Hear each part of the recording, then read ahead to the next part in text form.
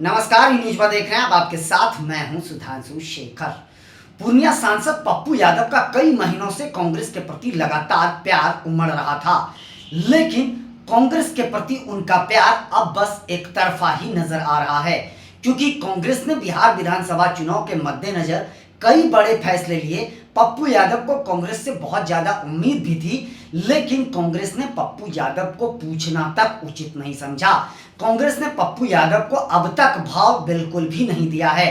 पप्पू यादव की जगह कांग्रेस ने कन्हैया कुमार को जरूर भाव दिया, लेकिन पप्पू यादव बस टुकुर टुकुर ताकते ही रह गए हैं। आपको बता दूं कि पप्पू यादव जब से सांसद बने हैं, उसके बाद से वो लगातार कांग्रेस के प्रति अपना प्यार दिखा रहे थे।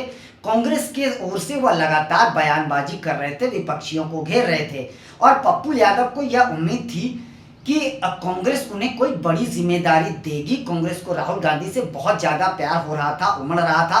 किसी भी मुद्दे को लेकर वह जो है कांग्रेस के प्रति सॉफ्ट बयानबाजी कर रहे थे, कांग्रेस के पक्ष में बयानबाजी कर रहे थे, और इसलिए कर रहे थे क्योंकि उन्हें यह लगता था कि कांग्रेस उन्हें कोई बड़ी जिम्मेदारी सौंप सकती है। लेकिन अब तो बिहार कांग्रेस के प्रदेश अध्यक्ष बदल गए, प्रभारी बदल गए, लेकिन उसके बावजूद भी पप्पू यादव को पूछा तक नहीं गया। कांग्रेस ने इवन बिहार विधानसभा चुनाव को लेकर आरजेडी के साथ चुनाव लड़ने का ऐलान भी कर दिया, कई बैठकें भी हो गई, लेकिन पप्पू यादव को पूछा तक नहीं गया। आपको याद होगा कि पप्पू यादव राहुल गांधी से मिलने के लिए, राहुल गांधी के स्वागत के लिए एयरपोर्ट से लेकर के जहां पप्पू यादव को रुकना था, उस होटल तक पप्पू यादव ने दौड़ लगाई, लेकिन उसके बावजूद भी पप्पू यादव की मुलाकात पटना में राहुल गांधी से नहीं हो पाई थी। यह खबर बेहद सुर्खियों में भी आई थी। पप्पू यादव होटल पहुंचे थे राहुल गांधी के आने से पहले, वहां उन्होंने हाथ मुंह भी धोया, लेकिन राहुल गांधी के पहुंचने से पहले वो वहां से निकल गए। उस समय पूर्व प्रदेश कांग्रेस अध्यक्ष अखिलेश प्रसाद सिंह पर यह आरोप लगाया गया था कि अखिलेश प्रसाद सिंह के वजह से ही पप्पू यादव की मुलाकात राहुल गांधी से नहीं हो पाई थी। साथ साथ लालू यादव को इसके लिए सबसे बड़ा जिम्मेदार बताया गया था। लेकिन उसके बाद खबरें ये आई थी कि पप्पू यादव से राहुल गांधी की मुलाकात कहीं ना कहीं हुई थी, जिसके बाद यह कयास लगाए जा रहे थे कि कांग्रेस पप्पू यादव को कोई बड़ी जिम्मेदारी सौंप सकती है। और कांग्रेस के प्रति उनका प्यार आप लोगों ने झारखंड विधानसभा चुनाव में भी देखा होगा और दिल्ली के विधानसभा चुनाव में भी देखा होगा। झारखंड में भी पप्पू यादव ने कांग्रेस के लिए और कांग्रेस के सहयोगी दलों के लिए खूब पसीने बहाए थे विधानसभा चुनाव के दौरान। दिल्ली में भी उन्होंने कांग्रेस के लिए चुनाव प्रचार किए, तो लगातार वो कांग्रेस के लिए पसीना जरूर बहा रहे थे और एक उम्मीद भरे निगाहों से कांग्रेस को देख रहे थे। लेकिन अब कांग्रेस ने उनसे बात तक करना मुनासिब नहीं समझा। जी हाँ, तो पप्पू यादव देखते रह गए और कांग्रेस अपना सारा काम कर गई। कांग्रेस जिस एग्रेसिव मूड के साथ बिहार में राजनीति कर रही थी, कांग्रेस लग रहा था इस बार हरियाणा और दिल्ली की तरह ही बिहार में भी अकेले विधानसभा चुनाव लड़ेगी।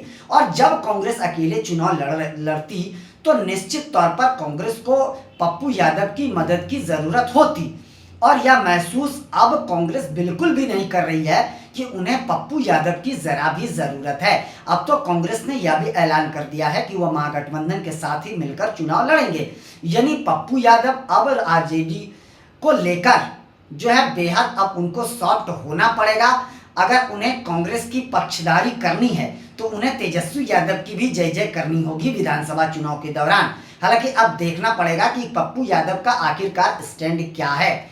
और देखिए, पप्पू यादव को लोकसभा चुनाव में जो कांग्रेस से टिकट नहीं मिला था, तो यह कयास लगाया जा रहा था कि लालू प्रसाद यादव के दबाव के कारण कांग्रेस ने उन्हें टिकट नहीं दिया था, जिसके बाद वो निर्दलीय लोकसभा चुनाव में उतरे थे। हालांकि उनको जीत जरूर मिली।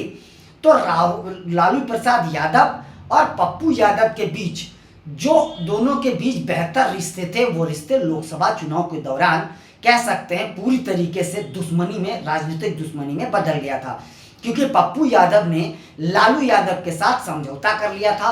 पप्पू यादव ने यह कहा था कि हम अपनी पार्टी का विलय आरजेडी में करने जा रहे हैं, आप बस हमें टिकट दे दीजिए। लेकिन अंदर खाने क्या बातचीत हुई नहीं हुई है, इस बात का खुलासा नहीं हो पाया था। लेकिन पप्पू यादव ने लालू यादव से मुलाकात करके उनकी पार्टी का विलय की बात आरजेडी में जरूर करी थी। लेकिन पप्पू यादव उसके अगले ही दिन दिल्ली चले गए और उन्होंने अपनी पार्टी का विलय कांग्रेस में कर दिया, और इसलिए कर दिया क्योंकि उन्हें लगा कि कांग्रेस उन्हें पूर्णिया से टिकट दे देगी।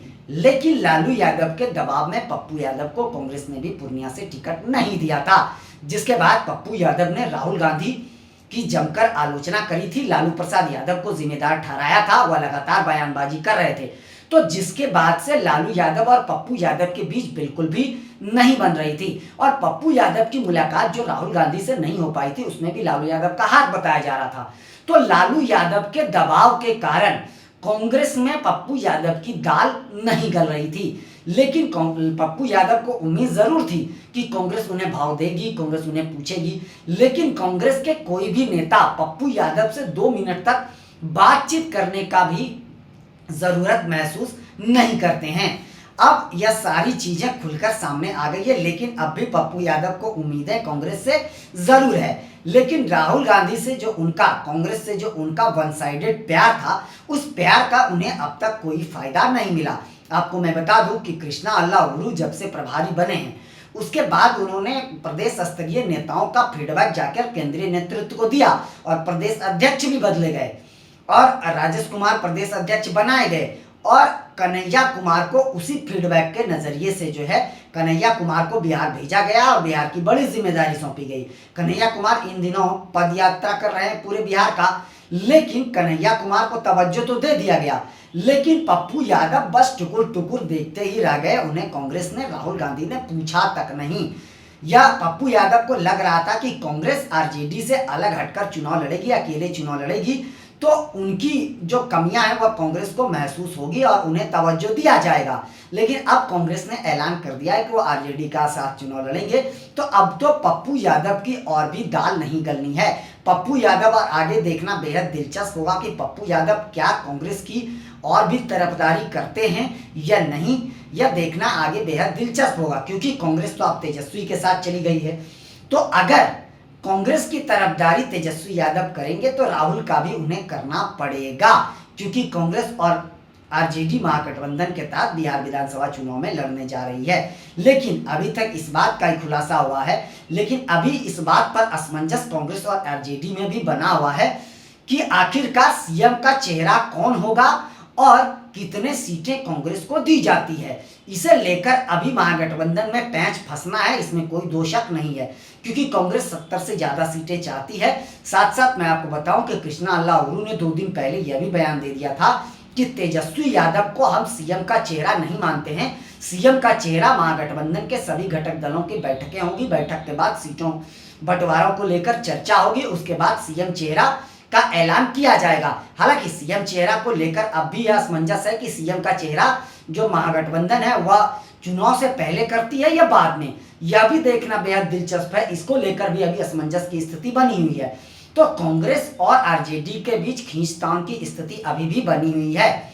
अब पप्पू यादव फिर भी, हालांकि पप्पू यादव ने अब कहा है जरूर कि ना मुझे 3 से मतलब है ना 13 से मतलब है, लेकिन वो अब भी राहुल गांधी और प्रियंका गांधी के राव अलापने से बात नहीं आ रहे हैं। वह अब भी कांग्रेस की तरफदारी कर रहे हैं। लेकिन अब देखना ये बेहद दिलचस्प होगा कि पप्पू यादव को क्या कांग्रेस भाव आगे देती है या नहीं। हाल के दिनों में जब कृष्णा अल्लाउरू से भी सवाल पूछा गया था पप्पू यादव को लेकर के, तो उन्होंने सवाल का जवाब जो है वह गोलमोल तरीके से दिया था। उन्होंने कहा था कि पप्पू, हमें बीजेपी के अगेंस्ट जो भी पार्टी होगा, जो भी नेता होगा, उन सबका समर्थन अगर हमें मिलता है तो हमें कोई तकलीफ नहीं है, हमें पप्पू यादव समर्थन करेंगे तो हमें किसी तरह की कोई दिक्कत नहीं है। हालांकि अब देखना यह दिलचस्प होगा कि क्या पप्पू यादव को कांग्रेस अब भी भाव देती है या नहीं। फिलहाल के लिए बस इतना ही, मुझे दीजिए इजाजत। हम अन्य खबरों के साथ आपके बीच रूबरू होते रहेंगे। आप सबों से निवेदन है कि चैनल को आगे बढ़ाने के लिए लाइक, शेयर, सब्सक्राइब के साथ साथ कमेंट करना ना भूलें, और आप लोग भी अपना बहुत ज़्यादा ख्याल रखें। तब तक के लिए मुझे दीजिए इजाजत। आप सभी का तहे दिल से शुक्रिया।